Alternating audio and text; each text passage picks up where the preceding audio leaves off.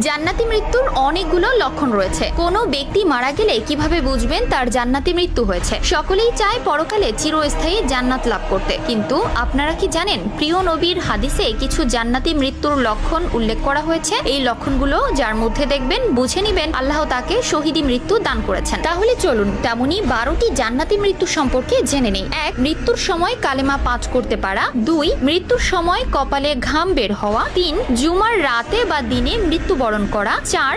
আল্লাহর রাস্তায় যুদ্ধরত অবস্থায় মৃত্যুবরণ করা। 5. প্লেগ রোগে মৃত্যুবরণ করা। 6. যে কোনো পেটের পীড়াতে মৃত্যুবরণ করা। 7. কোনো কিছু ধসে পড়া বা পানিতে ডুবে মৃত্যুবরণ করা। 8. গর্ভবতী নারীর মৃত্যুবরণ করা। 9. আগুনে পুড়ে বা যক্ষা রোগে মৃত্যুবরণ করা। 10. নিজের ধর্ম সম্পদ ও জীবন রক্ষা করতে গিয়ে মৃত্যু। 11. আল্লাহর রাস্তায় প্রহরীর দায়িত্ব পালন করতে গিয়ে মৃত্যু।